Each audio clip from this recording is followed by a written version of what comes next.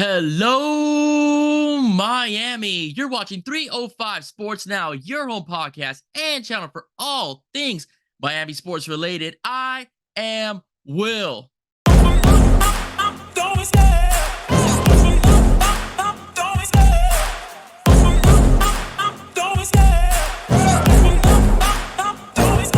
I love the chase and the hunt, and I set the pace when I'm running. I always take what I want and I always give it 100. Don't need a bank, no, I'm funded. Play the game like it's nothing. I'm always thankful for something. Don't take for granted, stay humble. Now wake up! It's time to look at the enemy. Look in the mirror if he is no friend to me. Hey, what's up, Miami? Thank you so much for listening to 305 Sports Now. As you well know, the Miami Dolphins suffered a very rough and terrible defeat in the frozen tundra known as Kansas City last night as they fell to the Chiefs 26-7. It was a very difficult game to watch as a fan, and a lot of controversy is circulating around Tua Tagovailoa and also the play calling of Mike McDaniel. But let's reflect on one thing. It's the second year in a row that the Miami Dolphins do make the playoffs as well, and they did improve by 2 games comparable to last season when they were 9-8. But to talk about the Miami Dolphins is one of the hosts of Dolphins Thursday and also a member of the Fins Talk Sports Network, bringing on none other than Dolphin. Dolphin, how you doing? Good. How are you? Thanks for having me. Oh, thank you for coming on. I'm very happy to have you here. I've seen some of your stuff, and of course your tweets on X, and I'm like, I have to get her on, man. She's really good and really talented and very analytical, so that's very good. Thank you. Don't mind my on X. They're a little crazy during games. Oh, it's fine. It's fine. It happens to all of us. You're in Philly, at the moment, and I'm located in Pembroke Pines, Florida. It's 71 degrees here with some wind and what we call chill over here. What's it like over there in the lovely city of Philadelphia? It is 29 degrees right now, and we are expected to get a snowstorm on Tuesday. So like Monday night into Tuesday. So potentially not as bad as like what's happening in Buffalo, but that storm is moving its way to us. South, okay. I like our weather better, not gonna lie. I don't want to hear that 71 is chilly because it's not. It's a little wind. It's just a tad bit of wind. No humidity now, so that's the reason why. Okay, so Doll, before I had you on, before we were talking a little bit before the break, we had a lot to talk about before I had you on, before the show started. And one thing I like to do with first time people I'm interviewing and going over some stuff with is I like to do the origin story, like the background, like what made you want to do this, what made you a fan of the team, and just so the listeners can kind of get to know you a little bit. So first thing I like to ask you, Ms. Doll, is what made you a Dolphin fan? Funny story. I'm from South Florida originally. I was born and raised on the West Coast. But my family is all from up here, and I come from a long line of Pittsburgh Steelers fans. And while we were living there, my parents decided to take me and my brother to this kids' youth camp that the Dolphins were hosting. They thought it'd be fun to take us. And that piqued my interest. I liked the Dolphins. I then started to see Dan Marino. And at about age 5, I locked in on Miami. My dad tried everything he could to convert me to Steelers, and I am the only sibling of my 4 that is Dolphins.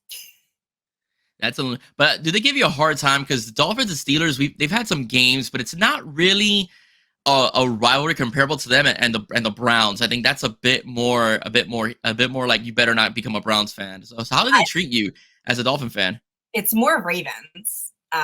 Pittsburgh. Well, now, yeah, more Ravens. Yeah. Back then it was the Browns, but now it's more Ravens. You're right. Growing up, they hated Flacco. They hated the Ravens. We have like a healthy, unhealthy rivalry. There's like a group chat, and it seems like it's all them against me. We seem to watch the games together every time we play.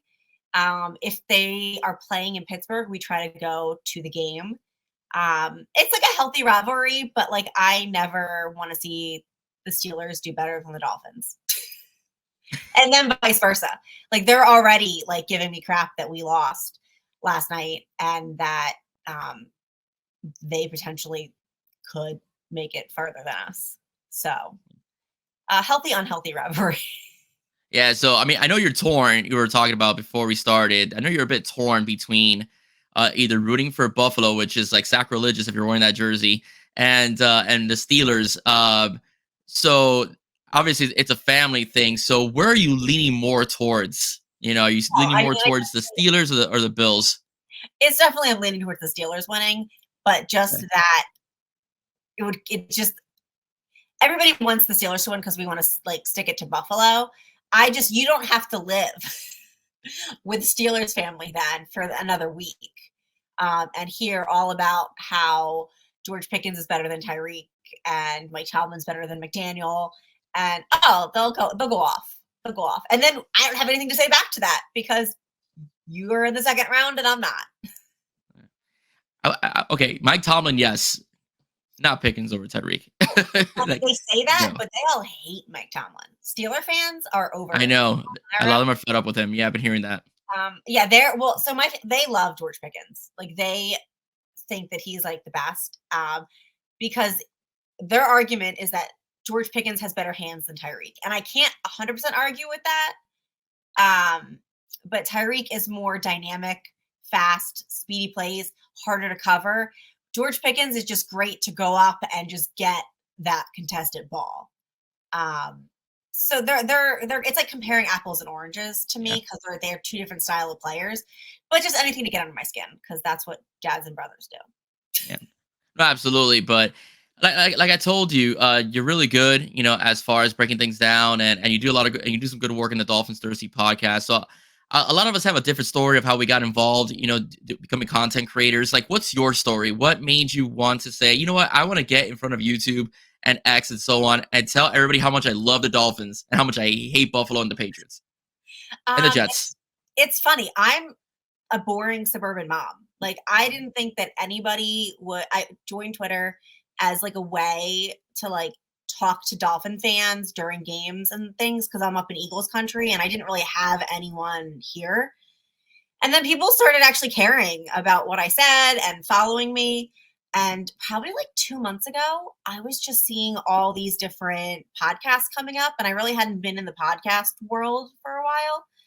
And I just tweeted out like it'd be kind of cool to like do a podcast one day, like just like a thought into Twitter. And Dolphins Thirsty sent me a message and was like, "You're welcome anytime to come on my show if you want to like see what it's like." And I did, and he was phenomenal. He's the nicest guy in the world. And then I got invited on another one with him and a guy named Steve Malloy, who's equally nice. And then we started doing the pregame show. And then they were like, then Bobby started having me on a couple of the Finns Talk Sport Network shows. And then next thing I know, they were like, do you want to do your own segment? And then Doll's Diaries came to fruition. And it all happened in the span of like 2 weeks. It just suddenly happened. And here I am. Oh, that's excellent. Like I said, everybody has their own story, and again, we're glad to have you on as a content creator as well. You and your team as well. You guys do fantastic work. I will say this. I will say this before we get into the aspect of the season. I recently got involved in the X world. I joined X. I believe it was in November. Maybe actually no. Maybe actually I'm sorry. I think it was August when I joined X. And I will say, a Lady Dolphin fandom is a lot more active on X than I will say than the males are on X as far as commenting and defending the team or criticizing the team or posts. Why do you think that is? Because with Canes, it's pretty. Obviously I do a lot of Canes content creation. It's more male dominant. The men are always like blasting Florida State and so on. But it seems to me, in as far as X goes, it's the ladies that tend to be a bit more vocal. Why do you think that is? As far as females, jumping on the sports bandwagon, letting their voice to X on social media regarding their favorite team. I think it's because it's easier for us to be heard on X. Yeah. A lot of times, like in person and things, we're kind of like brushed aside. But on X, we found each other. And I think the beautiful thing is that a lot of the females, like, we're friends and we're all supporting each other. We have each other's backs and we care about what each other says. And I think the NFL more because we all have a unified team. But if you notice, like we're all from different areas. So there's a lot of different like college teams and other sports teams, but we all are unified in the Miami Dolphins.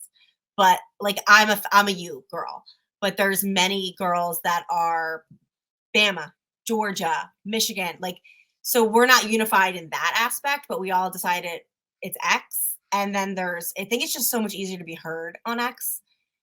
It's just easier to network and to follow each other, and it just seems to be a tighter knit community than if you try to go on YouTube and I just started an Instagram, and that's like a wild foreign place to me because I feel like you can't really you can't interact with people as well. Whereas I think X, it's more interactive.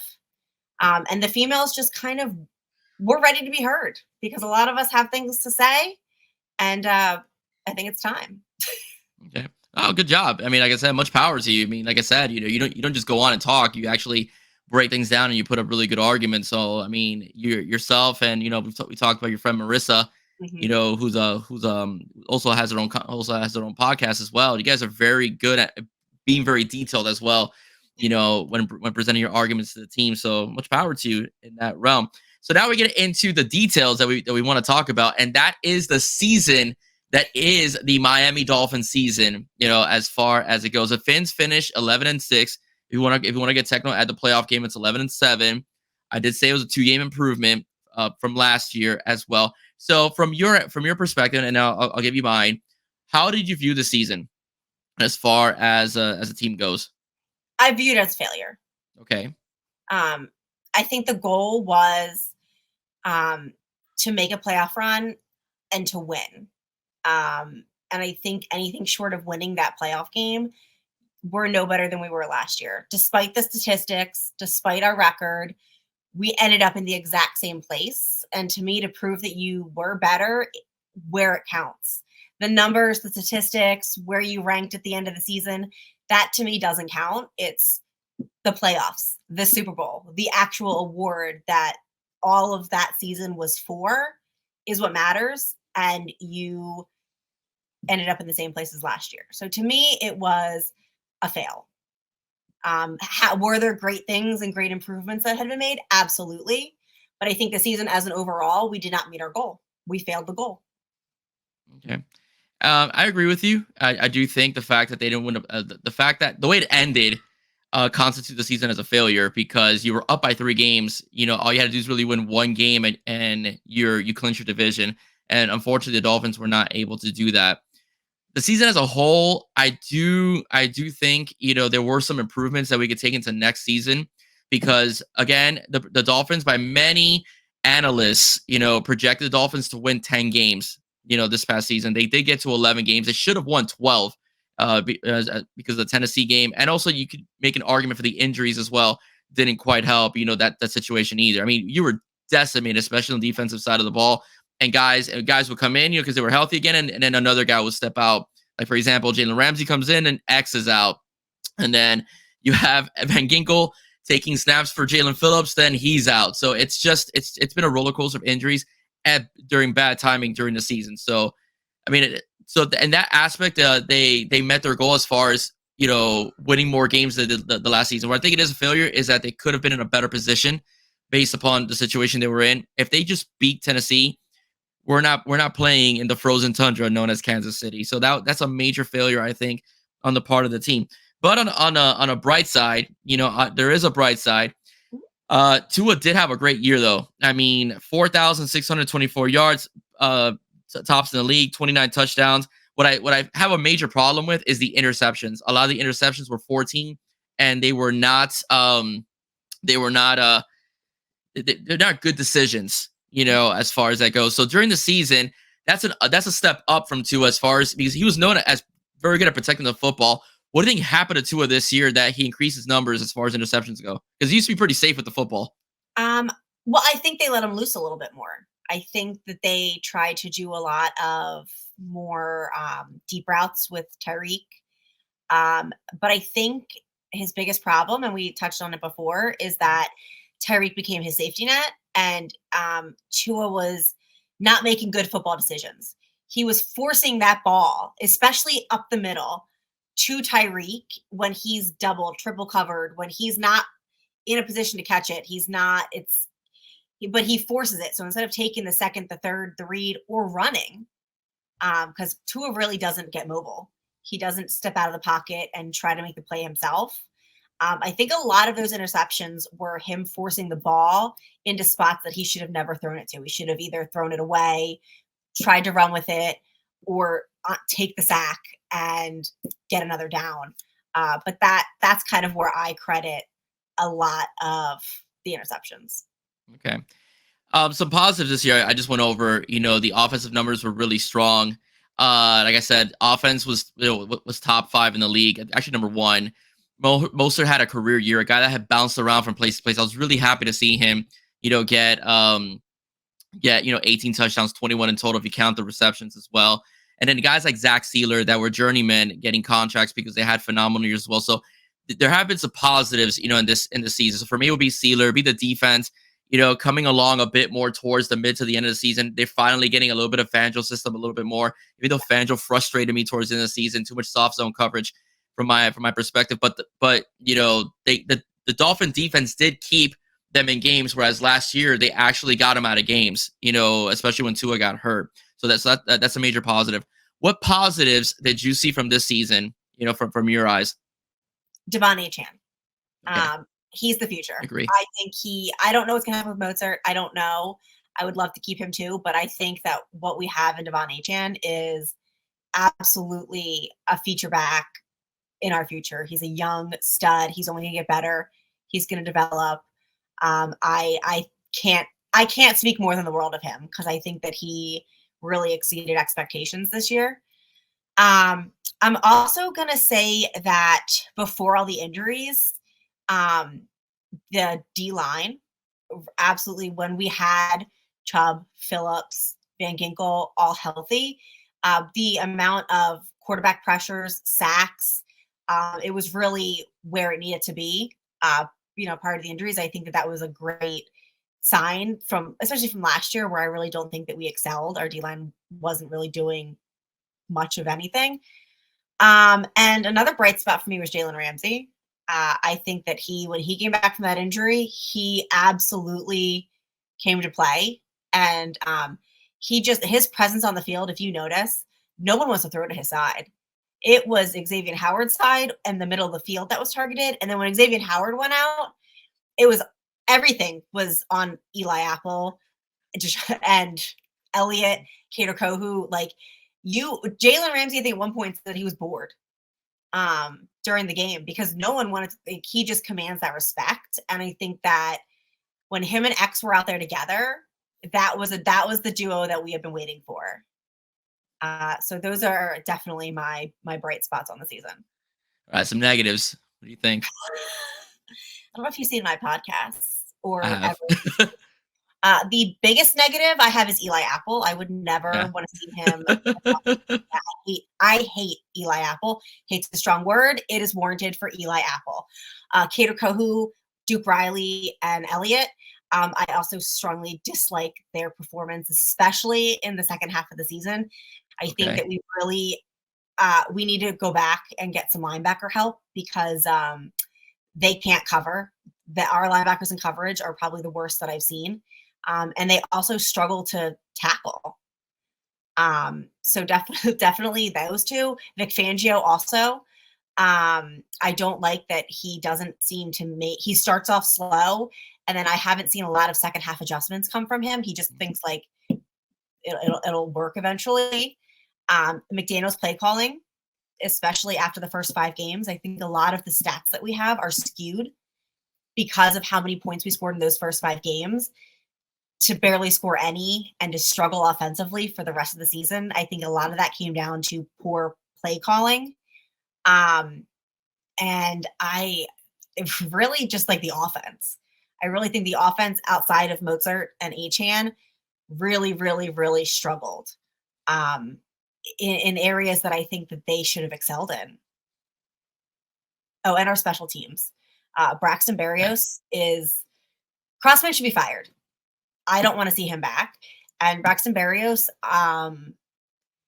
we need a better return man who can get us past the 20 and we had no breakout runs. We were never given good field position after a punt or a kick. I really think that needs to be overhauled as well. Okay. Yeah, no, I agree with you on special teams. I agree with you on special teams that was against the Buffalo Bills. That's pretty much what changed momentum in the game. So I totally agree with you. The kicking, Jason Sanders has gotten better. There was also some questions about him coming into the season, other missed kicks, but he kind of got out of his own head, and it was making them, especially when they counted. So I agree with you on special teams.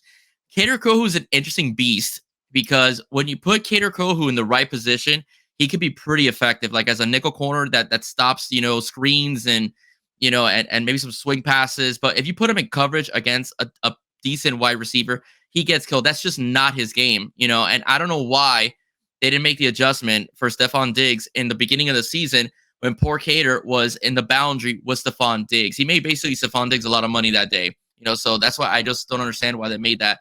Actually, Channing Crowder, I'm sure he made a joke that if that would have been Sam Madison, he'd be like, get on the other side. I got him, and that's something I'm surprised that X-Man didn't do, and just say, listen, Kader, go get the second receiver. I got this guy because you're getting torched, So that's interesting that didn't happen. I agree with you on a lot of the positives. I'm not that angry at the McDaniel play calling. I just think he's learning on the job. Because like I said, when he was with Kyle Shanahan, Shanahan calls his own plays, and he was a run game coordinator and offensive coordinator by name only. However, all the players that work under him swear by him, and a lot of players like him, of course, here with the Fins. We've seen that on Hard Knocks. So I think it's just, again, last year, abandon the run. This year he did at the playoffs, but Miami did run the ball more this season, as well. Hence Mostert's numbers, hence Achan's numbers. So I do think that, he made some adjustments, from at least the beginning of the year. At the end of the year, not so much, as well. Some positives as well is Tyreek. Tyreek had another monster year. Tyreek could have been MVP if he doesn't get hurt in that Titans game. So I think he would have been very good. Our offensive line, as much of a patchwork as it was, they held their own quite a bit. Tua did have some time to throw the football on many occasions. He just didn't make the right read or didn't want to run for yards like you were saying earlier. Jalen Ramsey, I agree with you. What a great get. He totally changed the dynamic of the defense as well. Jalen Phillips, could have been a Pro Bowler this year. Bradley Chubb excelling in Fangio's defense. Our interior line with the Steeler-Wilkins combination. The Dolphins made a big mistake not extending Wilkins in the offseason because guess what? He got his sack numbers. So he's going to bump the pay up a bit. So the Dolphins held that against him. We're not extending you because you have no sacks. But guess what? He got a sack, so therefore he's going to bump up his pay. Negatives, shriveling a little bit against good teams. Tua making bad decisions when the second read wasn't there. The interception numbers were a little too high. Even though if the Dolphin defense did hold the other team to not score, that's a stalled drive, and those are possessions lost because of turnovers.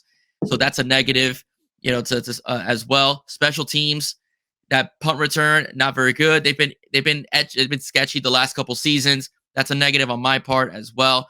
And again, I do think that McDaniel, as far as play calling goes, is going to have to abandon some of those, wide receiver screens because teams are starting to read them. And he's going to need a pass catching tight end. I like Durham Smythe, but he had George Kittle in San Francisco, and George Kittle did a lot for you when Deebo Samuel was double covered. So I think he needs a pass catching tight end. So that needs to be a bit more priority in the offseason. I don't know if McDaniel would actually utilize a tight end because if you really look at what he calls, he really doesn't call it many tight end plays. So I wonder if we went out and say we drafted some stud tight end, I worry how much McDaniel would actually utilize him into the offense. Yeah. Even though he had it in San Fran, I just don't know. I don't know how much he likes the tight end in his scheme. Yeah. Well, I'm sorry, go ahead. No, I was just saying, I agree. I would love a big tight end to be utilized, especially in the middle of the field where Tua likes to throw those contested passes to Tyreek, who can't really go up and get a lot of them sometimes. It would be great to have a Travis Kelce there to just safety blanket you. Yeah. Durham Smythe caught a few balls this year. I was shocked at how productive he was in the passing game. He could also block, but he's not George Kittle. He's not Travis Kelce. So I do, and I also, like we were talking about before we started, I do think that that Tua was way too dependent on Tyreek. Mm-hmm. So by having that, there were some occasions where Braxton Berrios was open, and Smythe was open, and he decided to go to Tyreek because Tyreek is more dynamic than all those guys put together. So that's something that Tua's gonna have to work on in the offseason. Yeah. He needs to play his 5th year. He's not getting an extension, and I don't think that Tua is worthy of Joe Burrow money, No. Justin Herbert money, Deshaun Watson money. I don't think that he's that guy. I like him. I really hope that he could lead us to a couple playoff victories in the long run. People were patient. The Chargers abandoned Drew Brees. I'm not saying he's Drew Brees, but I'm just going with the history. The Chargers abandoned Drew Brees because he was decent. He went on to win a Super Bowl. So I hope that Tua could be like that. That as time progresses and he gets used to a certain system, he's able to get us past that hump. But I'm sorry, but he's not.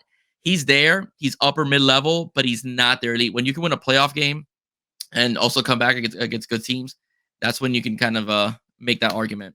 Yeah, I will say that Tua did meet my expectation of staying healthy this year and, playing fairly consistent. I mean, I think that his durability was a big question going into the season. So I give him so much credit for putting on the weight, the jiu-jitsu. He made it through the whole season. I mean, 3/4 of our defense didn't, but Tua did. So I do give credit that he saw where he lacked and where he needed to make some adjustments last season, made them for this season, stayed healthy, got us through the whole season. And then I look forward to seeing how he works this offseason, because I definitely think that there's some just basic fundamentals that he really needs to work on. He needs to have another positive season, but he needs to lead us through the playoffs. You can't ask for big money if you can't perform in a big game. And I think there's a lot of Tua supporters who don't like any criticism. I said a hot take that I think that we should bring in another quarterback this offseason for some competition. People don't like that. They think that that's Brian Flores-y of me, but I think that you need competition, and there's nothing. This isn't like a coddle, hold your hand. This is a competitive National Football League. And I think some competition maybe will help. Even a veteran that could sit with him and provide the insight. I know that he had Fitzpatrick for a little bit, but I really think that maybe he needs some,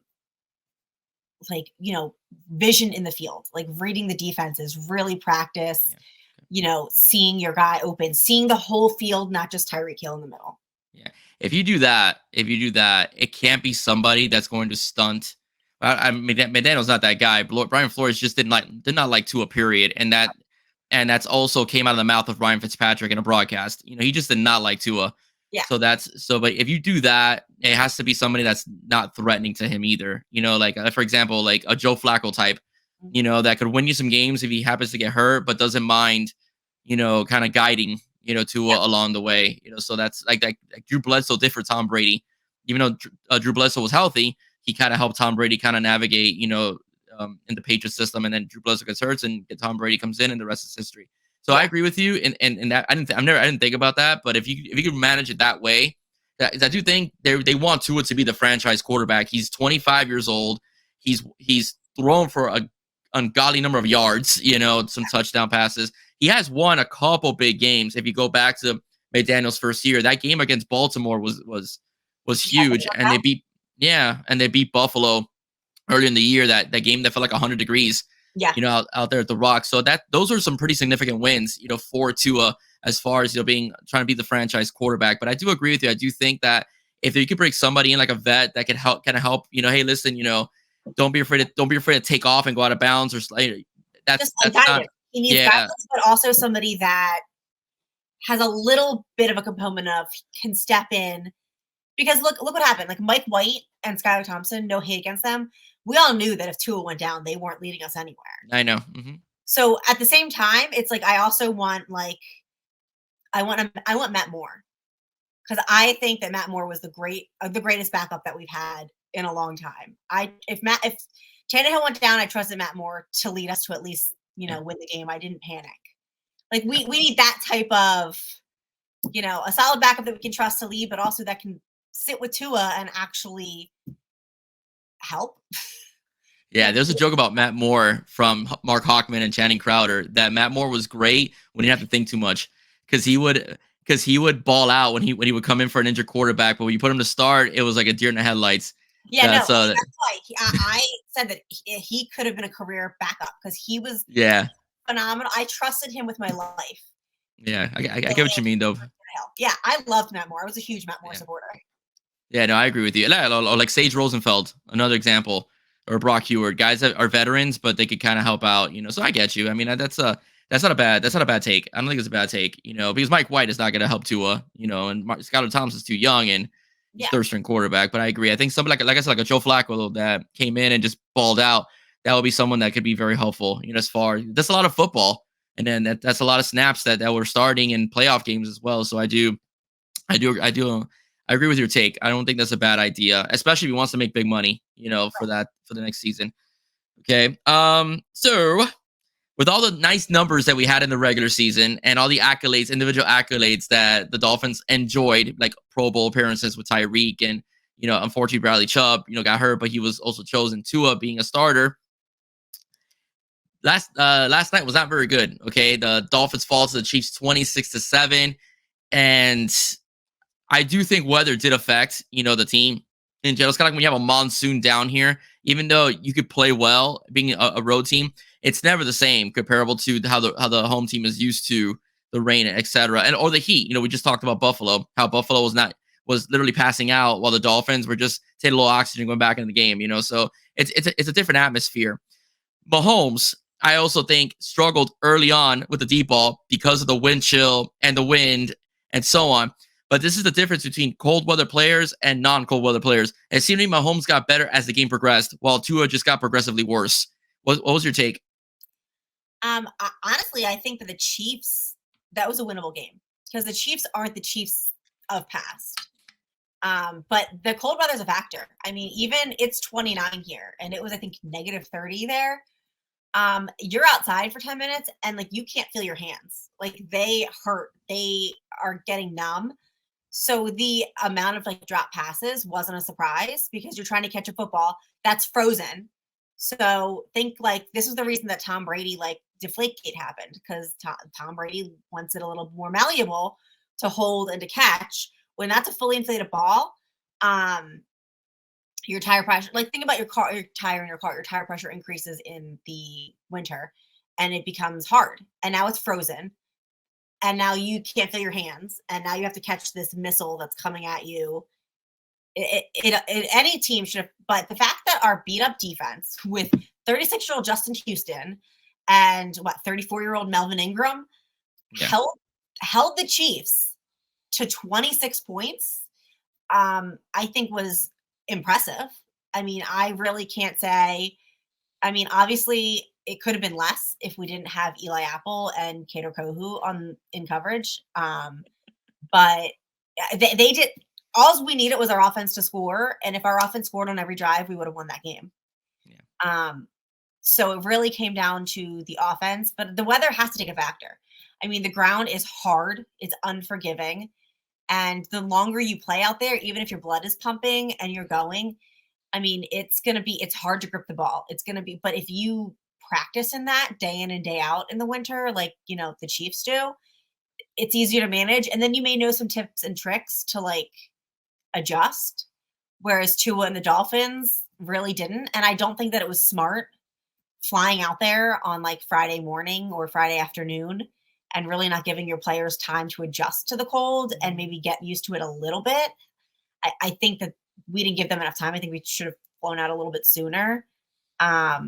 But the weather always, like cold, any extreme, hot or cold, windy, rainy, it's going to affect how you play, especially if you're not used to playing in that.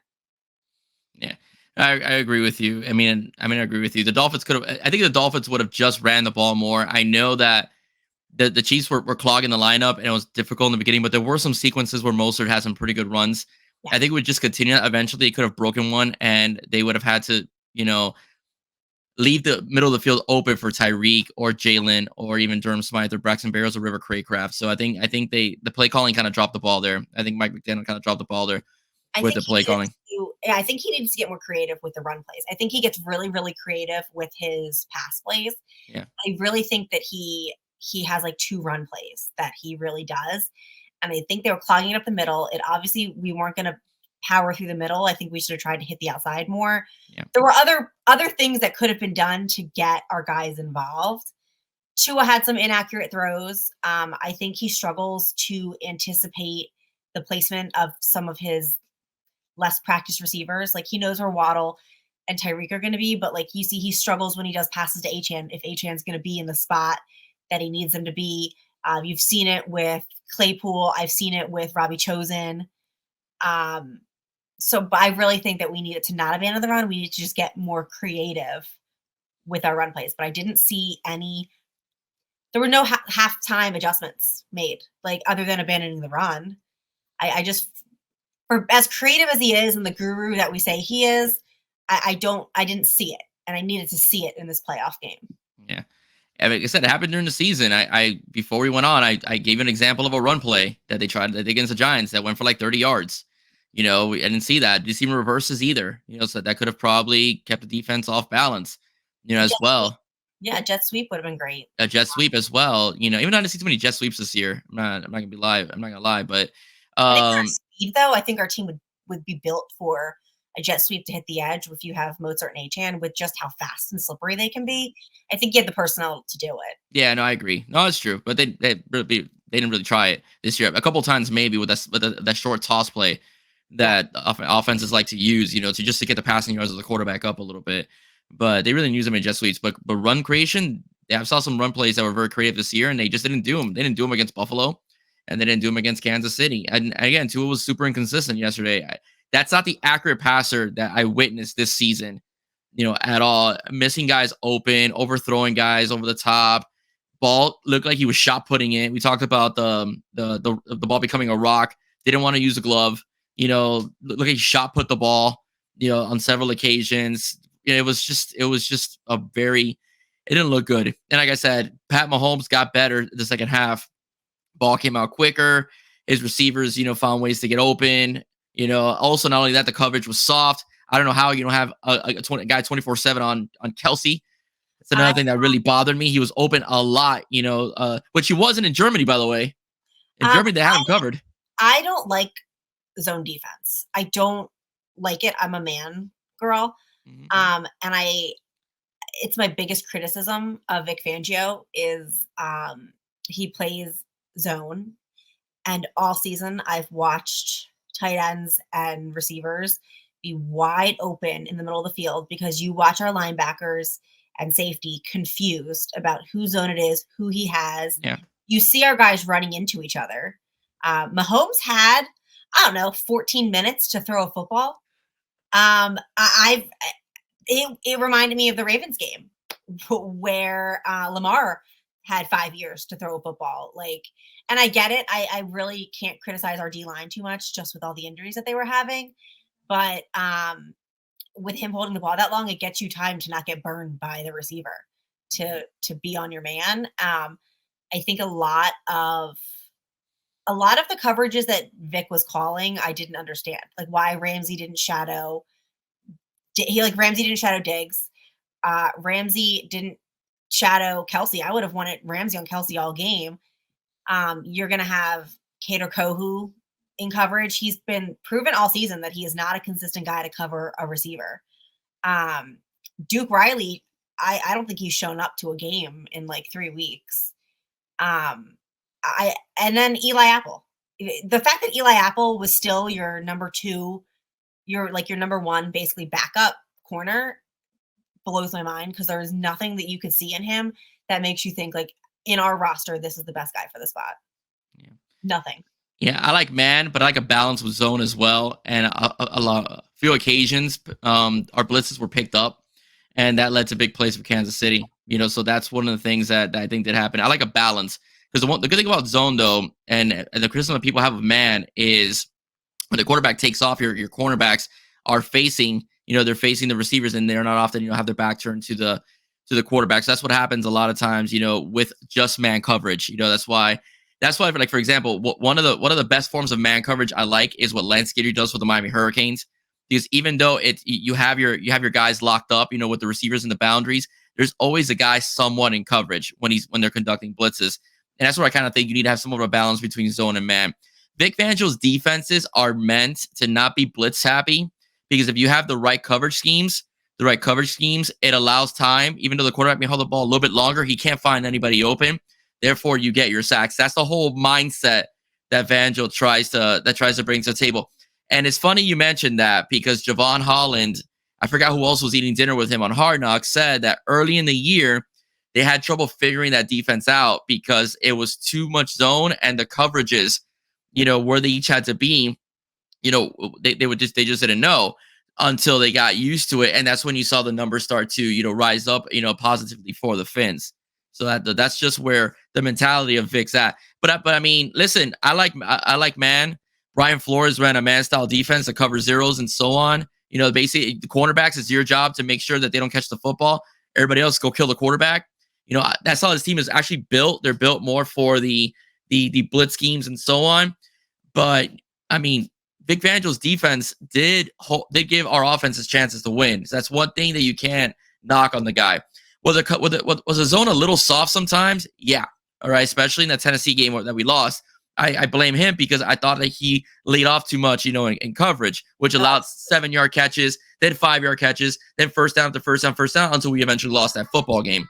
But in some cases, they have shown results. Go ahead. But it carried over into the Baltimore game, because you gave up 56 points. And I'm sorry, but that was 100% on your defense. Mm-hmm. I also think that he just didn't have the right personnel. Your boy Eli Apple. No, actually, well, listen, it's my boy Cam Smith. I'm waiting for a restraining order to come in the mail. I've been hashtagging free Cam Smith all season.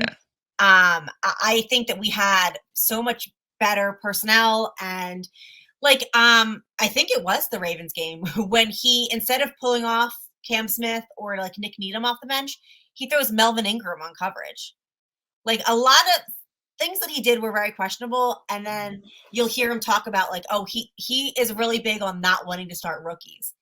But I'm we gave up a 2nd-round draft pick for this rookie. And I know the argument is that Cam Smith comes from a man defensive scheme. He's a man corner. And they say that he was having trouble with, switching over to the zone, and that he is football smart, but he wasn't directive smart or whatever. There's no way that you're telling me that he would have been worse than Eli Apple. Yeah. Eli was bad. I mean, Apple, and I've been saying this is my slang. Eli Apple couldn't cover his bread with butter. Yeah. He's trash to the extreme. Yeah. And I think that Vic sometimes gets too stubborn, and I think that he's 1 foot out the door of retirement, and he just thinks I'm Vic Fangio. I've been doing this for 30 years. I know better than everybody else. But I think that the game of football has evolved since Vic started coaching, and I don't think he has really altered his defenses in a way to keep up with the fact that, it's not the same type of defense. The players aren't the same. They're more agile. They're, we're getting skinnier and quicker and, more versatile. And I don't think that his defenses have caught up to that. And that's my biggest criticism of him. Yeah, well, I think it's a depth of personnel issue. X-Man goes out, you put in Eli Apple. Although Cam Smith should have played, I also think it's a personnel issue. Your backup. That's what I'm Yeah. He is, even people, he's never performed, or at least not in the past couple years. And after the first few games where it was obvious that Eli Apple was, as soon as he goes in the game, he's targeted and he lets up point after point after you see that teams see that he is your weakest link and he is being targeted, you just kept going with it. And team after team then just kept targeting him and Kader Kohou. And there was never an adjustment. There was never any help over there. You didn't really switch it up with him and Ramsey.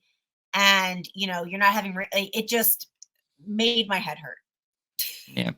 My biggest bother with Eli Apple was the Buffalo game when he picked off the ball and he fell twice, and the announcers, I forgot who was calling that game, said, "Oh, he's just excited." I'm like, if you catch the football, I get you catch the ball in the end zone, but you're in momentum and you run the ball out. That I could kind of understand why you do that, but you're on the floor, you're trying to get up, you're pretty quick, so you trip over yourself again. you put your instead of putting your team on the 25, you put your team on like the 5-yard line. That drove me nuts. And in the Trent Sherfield touchdown, again, another former Dolphin kills the Dolphins. On the Trent Sherfield touchdown, when the ball is tipped, you can get handsier with the receiver. Yep. You know, it's allowed. You're not gonna call for pass interference. He just stares at the ball, thinking it's gonna land out of bounds, and that drove me insane. You know, in the game, and I'm like, it's fundamental football, and most cornerbacks in that situation go for the pick. Yeah. They go for the pick. He decided to stare at the ball like he was a kid in a fly trying to catch a fly ball. It drove me insane. I think they're gonna go more defensive side of the ball in the draft. I do think we need to draft another lineman, as well. But that actually leads me on to my next segment. Now that we talked about the game itself and the Chiefs, so what's your outlook for next year? What do you want to see change? I don't want to see Eli Apple. I want to see Cam Smith. I want to see the rookie given a chance. This is a second-round draft pick. I don't want to waste a draft pick, and I don't really think. I mean, he's been on the scout team in practices. Like, you gave up a second-round draft pick for this dude. I want to see what he can do, and I think that he's going to learn in the game. I want to see the play calling. I need to see some changes there. I need to see more consistency. I need to see more commitment to the run. I think that we need to go back and draft some linebackers, or even like get some in free agency. I don't know who's going to be available. I haven't even started that, but I think we need to get some that are good in coverage, tackling, just an all-around linebacker. We may need to get a corner again. I don't know what's going on with Xavier Howard. I don't know if he's coming back, but that leaves a big hole in a starting corner that we would need to fill. I'd like to see us go out and get some more O-linemen. I definitely think that we need to I would like us to go younger, maybe, less injuries, we definitely need to fill in some spots there. But I think that our core is good. I don't know what's going to happen with cap space and who we're going to be able to resign. I don't know. I don't know if we're going to get to keep Wilkins. I know that there's a lot of players right now that may not come back. But I really think that our key, and I would really like, it's a hot take, people are mad at me for it, but I would like to see Vic Fangio retire. And I'd like to bring in a perfect world, this is a hot take. I would like to see, he'll never agree to it, but I'd like to see Rex Ryan come on as defensive coordinator for the Miami Dolphins, which is maybe sacrilegious a little bit. But I think that him or Pettin would be better than Fangio. And I think that they could do a lot with the young guys who I don't think are being developed properly. Okay. Yeah, I disagree with you on the Vic Fangio thing, and let me explain why. Well, yeah, I mean, it's not a bad take. I mean, it's your perspective, and you illustrate your arguments, and very well. You articulate your arguments very well, but I just think that a lot of times, first year coordinators are one thing. You get a bit of a pass. Second years, we usually see a bit more improvement. That goes the same for the pro and the college game. At least if you're a competent coordinator. So I'd like to give Vic Fangio another shot. They already have a guy in waiting, and that's Reynaldo Hill, who, by the way, used to be a former Dolphin. When Reynaldo Hill left the Chargers to go to the Dolphins, it's because Vic Fangio might hang it up soon, and he's basically a student of Vic. So that's where they want to go. He may not be Vic because Brian Flores was not Bill Belichick. He ran his own system. Bill Belichick blitzed a lot, but he also ran a lot of zone, where Brian Flores was like cover zero and go get the quarterback. A very different system, as far, but still the same coaching tree. And that's kind of like what they want with Reynaldo Hill. They want him to take over for Vic. That's why they brought him in as far as the DC goes. So I like to see Vic Fangio again in a second year, team healthier, and they draft to more the personnel of the type of defense he likes to run to see if that works. If it doesn't work, then you can entertain the option. Hey Vic, let's let your protege take over. He may have with your brain, but he may have a bit of a modern idea to the game as well. Lineman wise, I agree with you. I don't know if we go free agency or the draft. It depends on our needs and cap. I think you should sign Christian Wilkins. He's proven himself. He's super durable. I mean, I think his knees are made of steel. Super durable. I mean, durable. He met the challenge of the sacks. All right, as well. Him and Sealer, they were a great duo together. You already re-signed Zach Sealer. Might as well keep those two together. All right, as well. I like Jerome Baker. I do think we need another linebacker that can cover. So you don't have Melvin Ingram in coverage. Another linebacker that can cover. That was supposed to be Van Ginkel, but because of the injuries to Jalen Phillips, they moved him more as an edge rusher. But I do think drafting a linebacker that can play both, stop the run and play the pass will be perfect for this team, as well. So that's my take. Sign Christian Wilkins. Don't extend Tua as well. Don't extend Tua. Get some linemen either in the draft or in free agency, and draft more to the defensive personnel so you have more depth. Guys that can that could do zone and man, basically intelligent football players. That have a high football IQ, and then you should be better next year. That's just my take.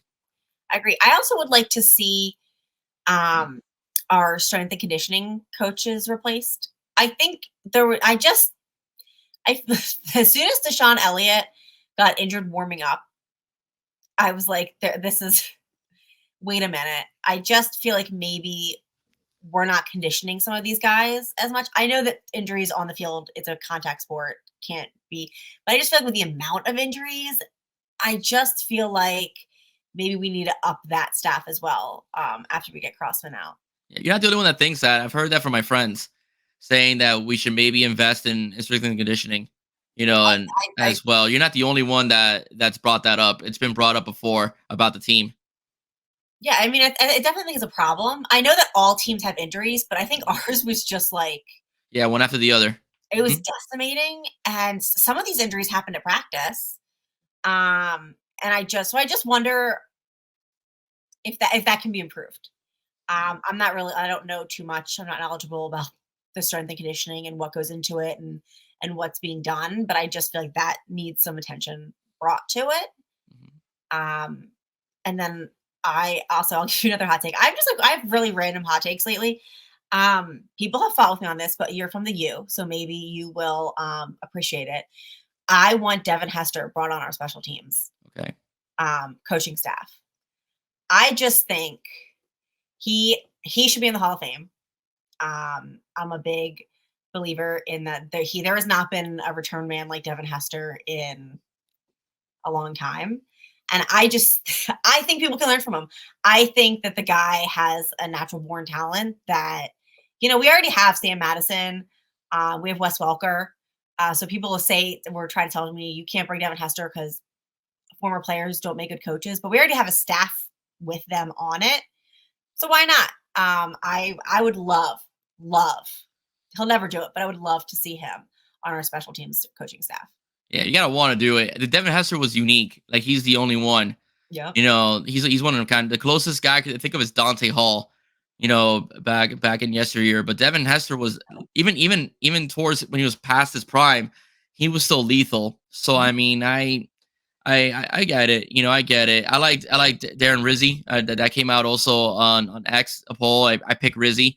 I thought we never gave up a return. A touchdown return. I could remember when he was running special teams. And if they did, God help you, if you missed your assignment when you got to the sidelines, because you would know what he ate for breakfast that morning, so that'll be, my take. But I agree. I think special teams has been an issue as well. Devin Hester would be big, but I just don't think he wants to coach. I haven't heard anything. No, there's no rumor. This is just out of my brain. Yeah, no, I get you, but I don't think he wants to coach, No, I think his son plays football. Yeah, he does. Pop Warner, and I think he coaches, and he's really, I follow him, really supportive of that. He would never come to it. Just like I wanted Rex Ryan to come be the D coordinator. Rex Ryan would never come anywhere not except to be a head coach. He would never accept a coordinator position. But in my mind, that would be my dream staff with our GM being Bill Cowher. Because I think that man has an eye for talent and for I think that he knows talent and he can draft a team. That's my dream team. None of them will come, but it's the Steeler in family and me. I was about to say, you got Steeler blood in you. You got that Steeler blood. People tell me, they're like, you're really harsh on this defense. I'm like, well, when you grew up with the Steel Curtain and Palomalu and on the other side of the ball, Jerome Bettis, you see that. I don't accept any less. I'm a big fan of like the old school 85 Bears or Yeah. 84, the Steel Curtain, like the hard fought, give you no mercy defenses. And anything less than that, I think we're failing. Yeah. The sad part is a lot of the rules have changed. Yeah. Like one of the rules I hate, and I'm sorry, I know it's to protect the quarterback. I hate the fact that you get called now for hitting below a quarterback below, especially if they still have the ball and you're lunging to make a sack, and the quarterback just happens to release the football, and you get called the 15-yard, like the roughing the passer call that happened. I forgot who was I think it was Duke Riley. I can't remember who was going for Mahomes' legs and got called for that. It was I was Wilkins, extreme. wasn't it? I'm sorry. Who was it? Wilkins, wasn't it? Wilkins? Was it Wilkins you got called? No, you got called for roughing the passer later on, which I don't think you should have been called for that either. Yeah, he shoved Mahomes, barely shoved Mahomes, and Mahomes, went. I guess he went flying. I mean, and so on. And but there was one previous to that, and hit him right in the knees, and they called it a roughing the passer because Mahomes had released the ball. But when your head's down and you're going for the legs to get the sack, it's kind of difficult to stop yourself. And I think they need to reevaluate those rules. I think they're just ridiculous. I know they want to protect quarterbacks. That's the bread and butter of the NFL. But come on, I mean, like you said yourself, you like that defense because they used to send players flying, you know, and I think that's, I'm asking to continue with the crown, but they were physical, they were physical defenses, and people like that. People like that as well, So Do you remember Sisari Palomalu? Like you would just see him fly over a pile. Yeah. I think if anybody could stop the tush push, it would have been Troy Polamalu, and I will die on that hill. Yeah, you're probably right. I totally agree with you. You would have done a somersault WWE move and just power bomb the running back from trying to do that. I'm sorry, the quarterback. Yeah, I like that aggressive play. That's why if I see like a soft zone or anything, I'm like, no, we need to be aggressive. But I understand that that's not the game anymore, and it's gotten a little bit, but you can't take that out of me. Yeah. Well, Cowher ran a zone blitz, so he blended both. His defenses ran a zone blitz scheme where they still played their zones, but they would occasionally send a 5 or a 6 to come in and hit the gaps or hit the corner and just confuse the quarterback. So they had a bit of both. They had, their zones, so they would protect, the flats and so on for any running back that will leak out, but yet they would still send some guy, but you just know where it was coming from, which was very, they actually invented the zone blitz that the Steelers, while Rex Ryan created the 46, not Rex Ryan, but Buddy Ryan created the 46 defense, which later on everybody else started. The Steelers started the zone blitz, which drove quarterbacks crazy because you would have a guy come in and then you had another one in cover. So how do you stop that? And so they eventually figured out, keep your running back there, add an extra lineman, whatever you need to do, or just get the ball out quicker.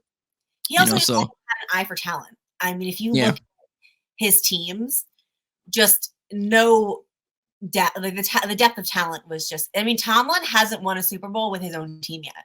If you actually look at the last time Mike Tomlin won a Super Bowl, it was with Bill Cowher's team. That's a big knock that the Steeler fans like to hate on Mike Tomlin with, is that he has not won a Super Bowl with a team that he has built. Okay. Well, you're a Steeler fan. Now I ask you this question. Did he, well, no, I'm sorry. Your family's a Steeler fan. You're a Dolphin fan. Sorry, but your family, they love the Steelers and you're living in that area pretty much. How much power and personnel does Mike Tomlin actually have comparable to Bill Cowher? Like power, players love him. No. But what I mean in terms of selecting players, because Bill Cowher had a hand in drafts. I don't know. I'm not sure off the top of my head. I just know that I think he does have a lot of power in the Steelers organization. The Rooneys and him are pretty tight, and they really believe in him. So I think that he has a lot of power. I'm not sure how much Bill Cowher had. That would be a question for my dad. So I'm not sure about that, but I know that Tomlin has a lot of the power right now because he's been there for so long. They believe in him. Because he really hasn't had a losing season, but he hasn't really won much of the teams that he has built. And I get it now. Like the Steelers are in the same issue as the Patriots, which is your elite quarterback has retired. They're gone. And, you have to find that talent. And it is very hard to replace a Ben Roethlisberger, a Tom Brady.